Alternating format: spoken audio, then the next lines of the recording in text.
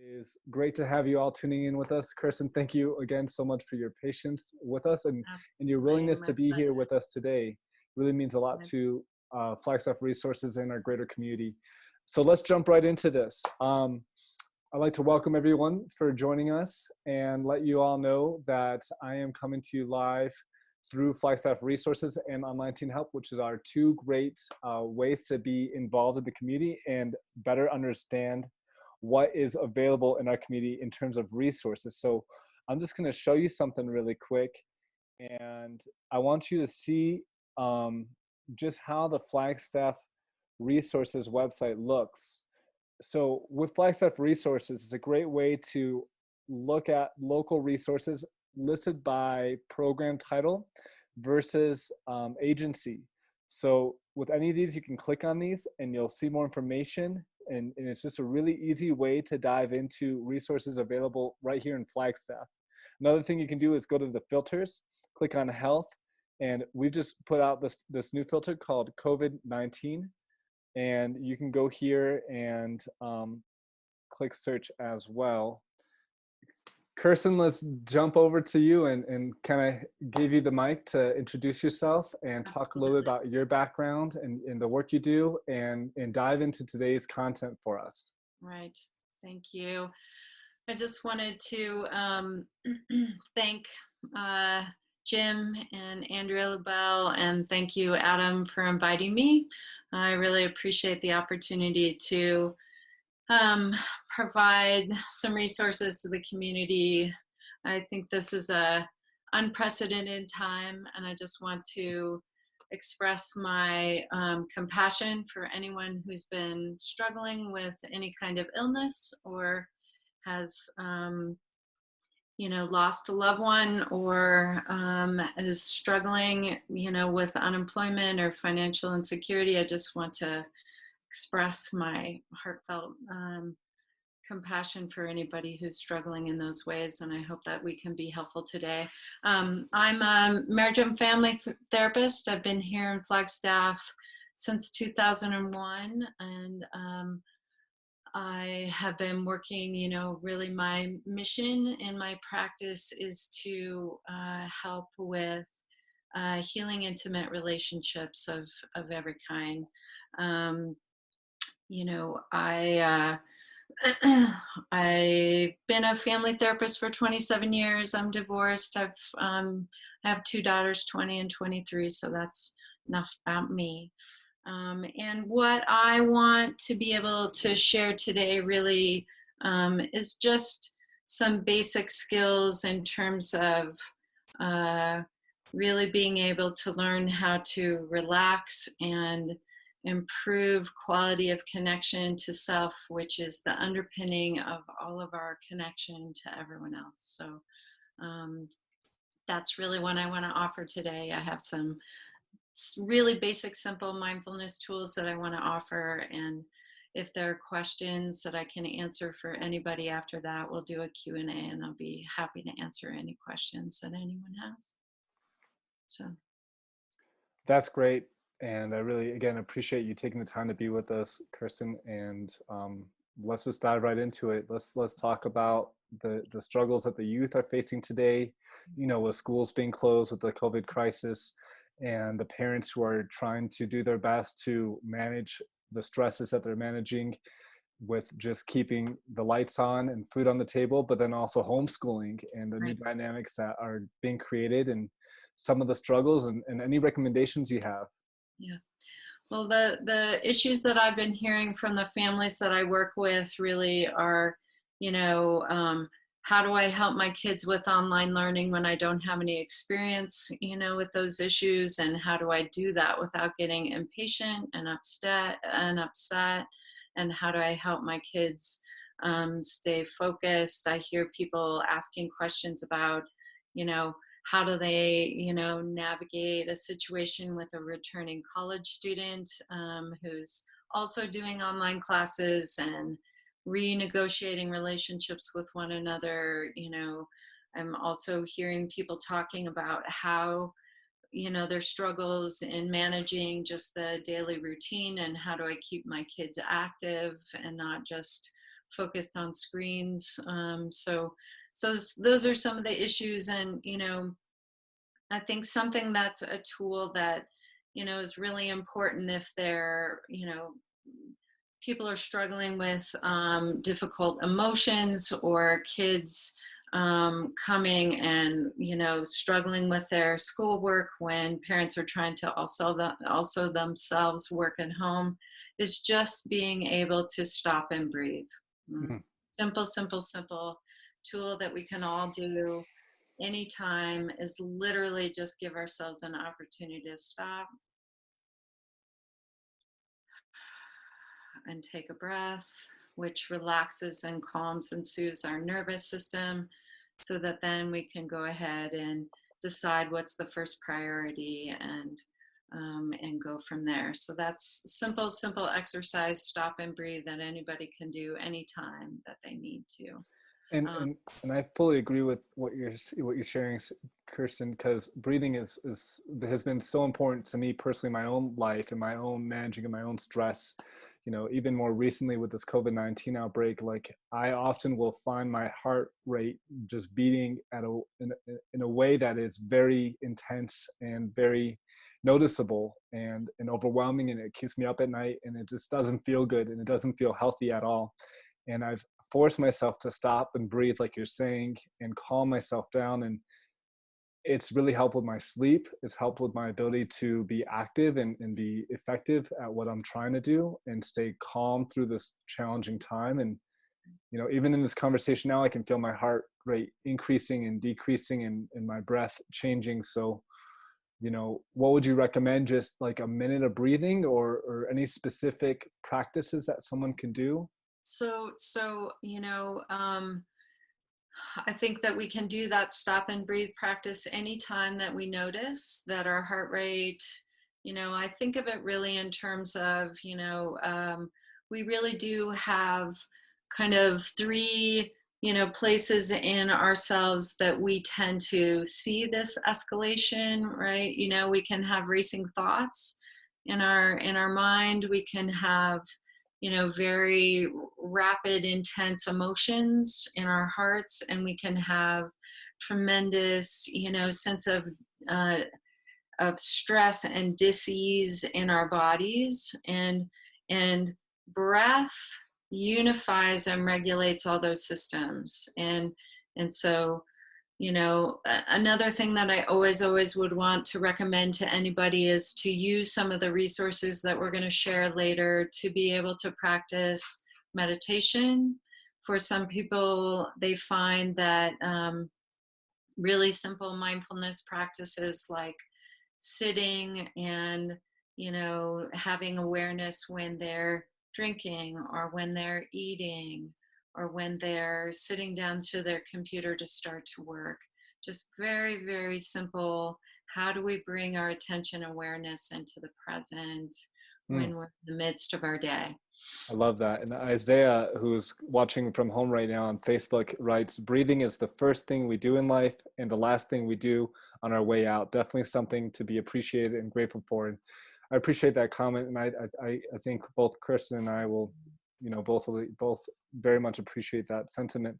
Now, what can we talk about in regards to youth, other Yeah. than breathing? Like I've talked to quite a few parents recently who are saying that their kids are home, and that they're struggling. They're struggling to find motivation. They're struggling to find, joy in their daily acts. And I think that this is a really tough time for high schoolers and middle schoolers and Very. all of us. But what do you think?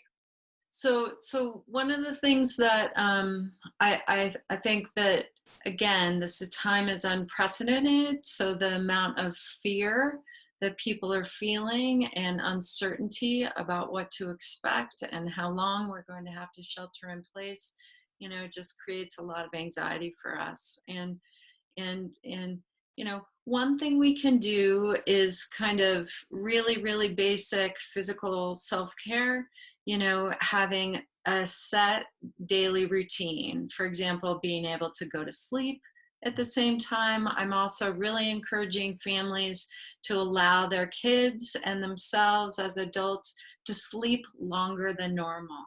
right? And so going to bed at the same time, allowing family members to sleep, which I think is actually a very good healthy reset given how we normally live our lives.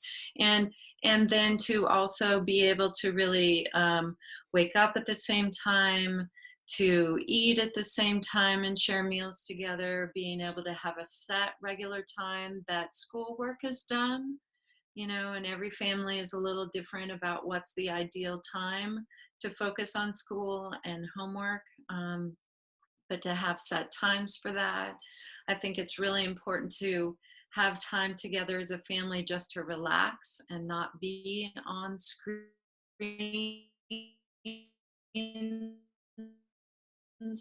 and to, what's wonderful about our Flagstaff community is that we have the ability still to be able to go outside and safely be outside and getting movement and exercise, which I think is a critical thing every day.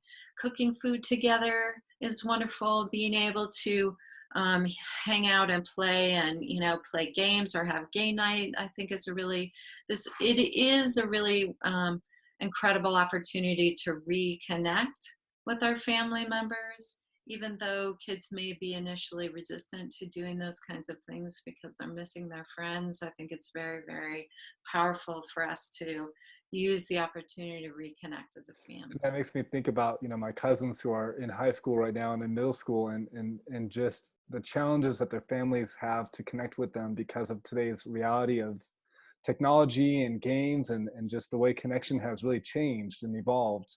Yes. And so this is a challenging time to break through that, but Right. maybe it's a blessing in disguise. I really do think that one of the things that I, have noticed for decades really is this increasing pace of life, and also this experience where people are using technology or screens, to disconnect from family members and to, actually not be doing human, actual in-person physical connection with one another and with friends. And I hope one of the things that we might be able to learn from this experience of shelter in place is really that, we can value our physical connections with one another, and we can also use technology to connect with people. And so, what we're doing right now wouldn't have been possible, many years ago. And so figuring out it's both and. How do we use this opportunity to reconnect in person with the people that we love? How do we use technology to connect with our friends and family members, or through classes, through Zoom, whatever technologies we have. So it's kind of it's a both and scenario. And, right? I'm hearing that, college teams and college groups and university age students are able to connect because they're kind of more versed in these platforms and they've been doing online schooling. But for Sure. folks in middle school and high school who don't necessarily have those avenues of connection in place currently, are struggling more. And I've brainstormed with some folks about this recently and thought maybe it's on the teachers or the different clubs or the different team like coaches to organize like little Zoom hangouts for their teams and their peers, because you're right. And honestly, I didn't really see the value in it myself until I did it. And I did it with some friends of mine, and we Yeah. even had a Seder the other night internationally with my family for Nice. Passover. And Yes. it was great. I felt so rejuvenated from the experience and just like a sense of hope. And so I highly recommend those who are watching to reach out to your peers and your networks and do your best to really bring people together face to face like this, Yeah. but through technology. And for the younger folks, we need to think outside the box. And I don't know what the solution is or how we're going to handle this, but figure out a way to help them connect as well. I think that it's really difficult. And I've heard about kids being able to still do their fu class online, or being able to have their music lessons through Zoom, or whatever it is. We had a member of my community, we had a birthday party, and we had a virtual parade and rally birthday party where we came and sang from a social distance, Oh, that's great. but I think we have to, it is really an incredible time to use creativity, right? Yeah, How can we remember how to find ways of connecting, using our creative resources with one another, using music? I have a dance community that I'm a part of, and we're doing Zoom dance, together with one another. I think that we just kind of have to continue to find ways. absolutely. I want to be aware of the time. It's almost, we have about 20 more minutes of our time together.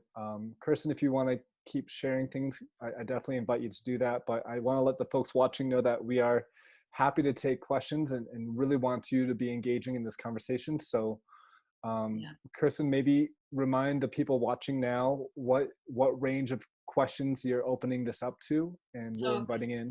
so I know that because I work with adolescents and families, that a lot of people that already struggle with mental health issues, may be having increased kinds of symptoms of anxiety and depression right now. And, one of the things again that we'll share, are some online resources for helping people be able to use meditation apps or guided meditations or visualization techniques, so that if you're noticing that symptoms of anxiety and depression are escalating, we want to again figure out how do we bring our attention and awareness into the present. A lot of symptoms of anxiety and depression live in our worry and thoughts about the past, or our worry and thoughts about the future, which we don't have any control over. But how do I bring my attention and awareness into the present? And what is it that I can spend my time and energy? Do I need to reach out to a friend? Do I need to ask for a phone date? Do I need to, you know, um, be able to, ask a parent to help me figure out how I feel overwhelmed with my schoolwork, or I don't understand this. Can we find ways to access help so that I'm being able to get the help I need um, to do the work that I need to do? Or do I need to be able to ask for some, accommodation in my schoolwork, so that if I'm feeling overwhelmed, that I get some additional time to do it, or additional resources. So those kinds of things. It's we want to be able to also remember to go outside and be able to, it's actually, if it's not storming out on any given day, then it's really being able to go outside and listen to the birds, and connect with nature and feel the air, and be out in the warm sunshine. Those kinds of things are healing and restorative as well. So, Yeah, but I would and love to be able to answer any questions anybody has. yes, please. And I'm looking at our comments, hoping that folks do engage with us. But while we are waiting on their engagement, I do want to really quickly just show you all some of the resources that Online Teen Help and Flagstaff resources are providing in the community. And, the Flagstaff resources, as I began to show you earlier today on the stream, has a bunch of great stuff, and you can really, filter it however it is you need to. But what I really want to highlight here is our Online Teen Help website, which really is a great resource for youth today. And I invite everyone watching to share this with their kids at home. And it's just a great way to Great resource. learn all these different interactive tools, crises, options, supports. There's a wonderful list of options and resources here, videos, programs, you name it. Take a look. Oh, that's nice. There's some books, resources, which is great. And, sometimes it's helpful to be able to read, that other people are experiencing similar kinds of things, so that you don't feel so alone and isolated in what you're experiencing. Absolutely. But folks who are watching, what comments do you have? How have you been dealing with this? What questions do you have for Kirsten, our guest today, in regards to how to manage your stress, your anxiety, your children's stress, your children's anxiety? We did talk a lot about how to really take time to breathe and set time aside every day to have a routine of breathing. Mhm. What Another thing that we could do, there's, in any given moment, if you're feeling stressed or frightened or overwhelmed, being able just to again have a gratitude practice. Sometimes when we're fearful and we're reactive and we're worrying about the things that aren't going well, or the things that we don't have access to now that we normally would have access to, it's really powerful to, it's a mindfulness skill to learn how to redirect our attention. I think about it as cultivating a muscular mind. How do we redirect our attention into what we're grateful for, and just really be able to think about, you know am I grateful today for the fact that I'm still healthy and well, and I, haven't, gotten sick? Am I healthy for, being able to go outside and see the sun and see the beautiful full moon that we've had recently? right.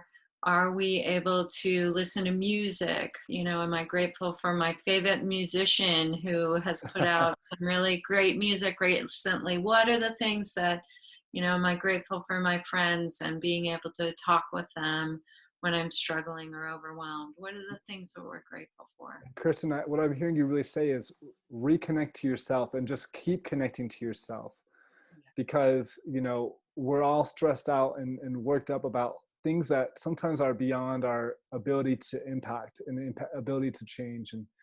And a lot of times we got to remember that what we can do is impact our own well-being and impact our own ways, and work on that. And if we just focus inward to balance ourselves, we can then bring our best version of ourselves forward to our families and to our kids and to our peers and in our work.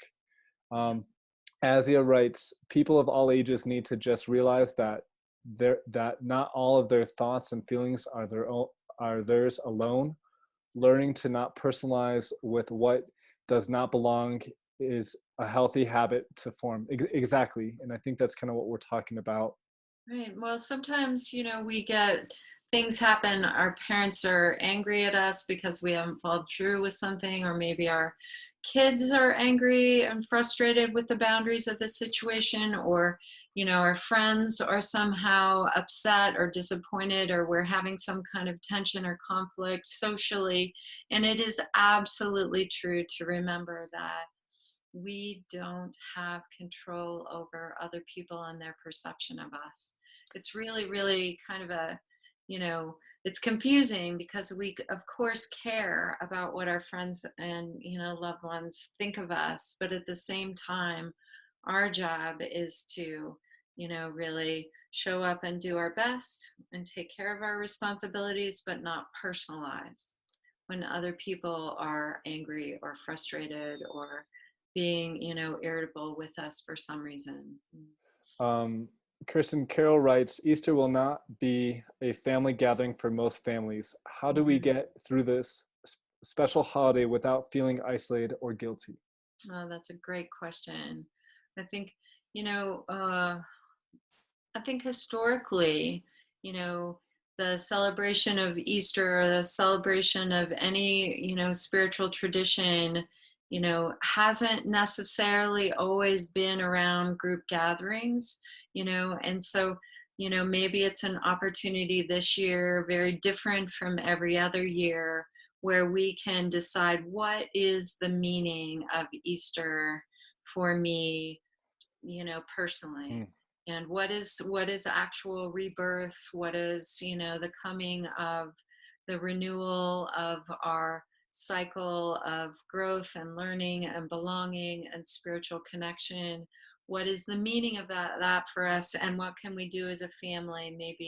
Maybe this year, instead of sharing Easter with our, extended family, maybe we everyone plays a role in, cooking together.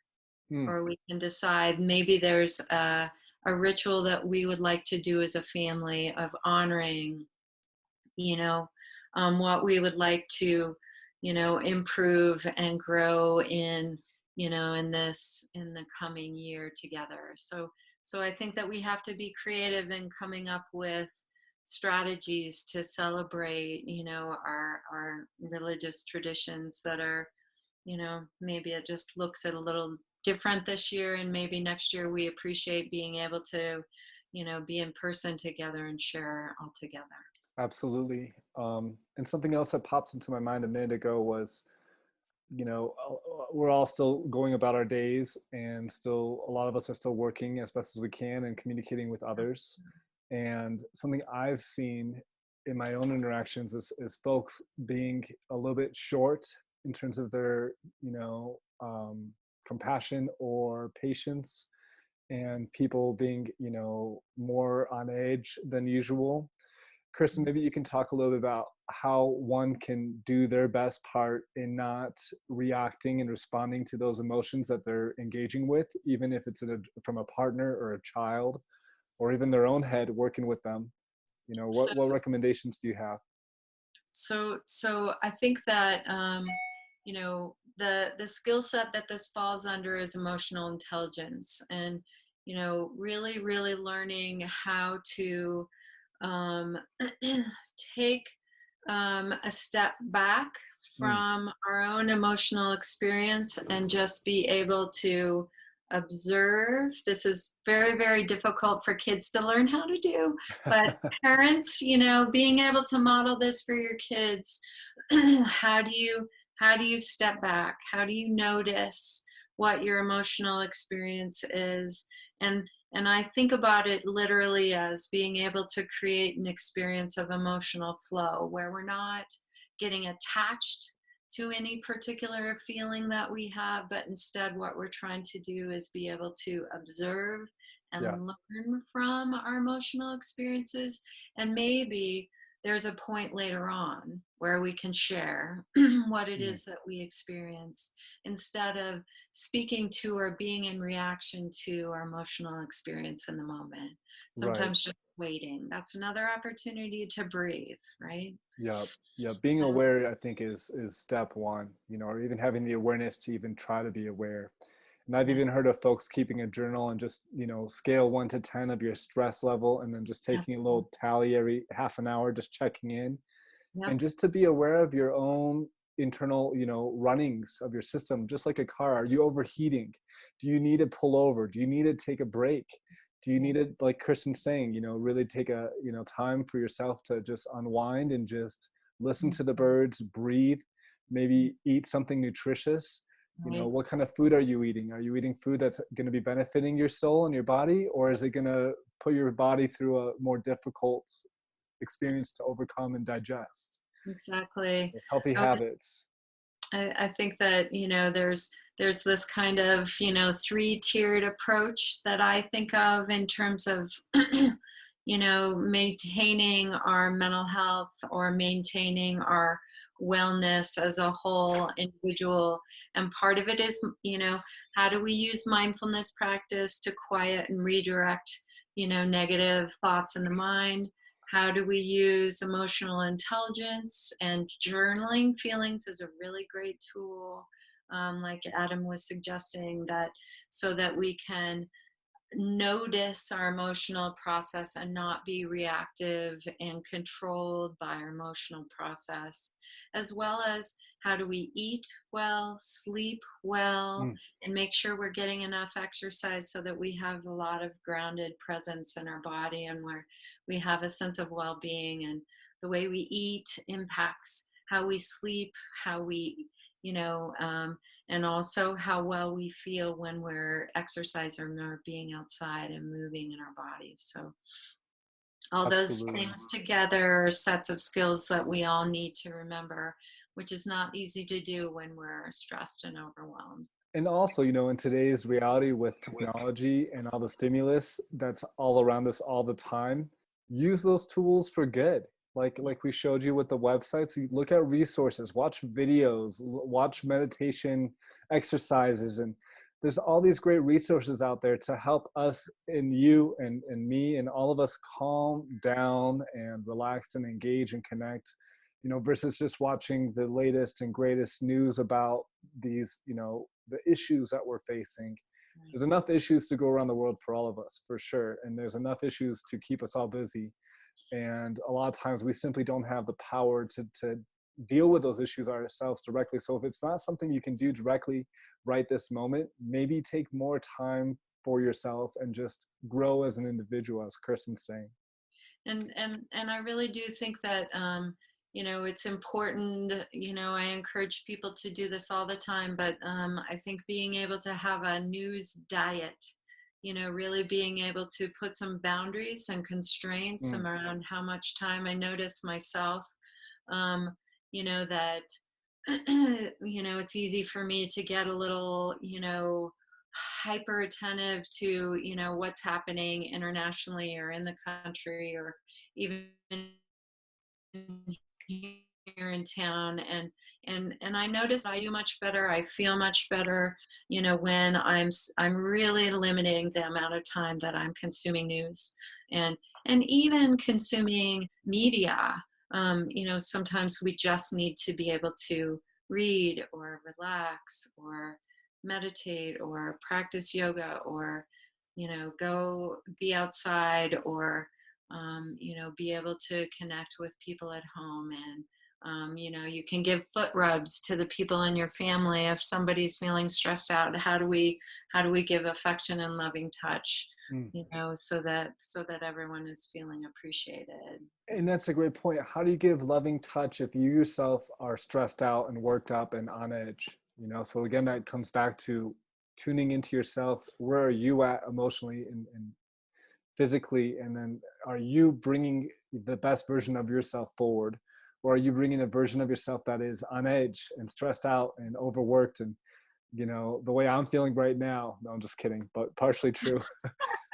We have another comment from Azia. She says, they say, yes, people need to slow it down, So rest, relax, get out of the stigma that they've been stuck in that leads them to rush and rush and rush. Everything that has ever gone wrong in the world did so because it was done in a hurry.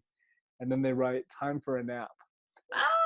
I think that's perfect because I love naps and I don't drink yeah, coffee or anything like that. And when right, I need to crash, I need to crash. And it feels so good to do that. yeah. No, it's I couldn't possibly agree more about slowing down.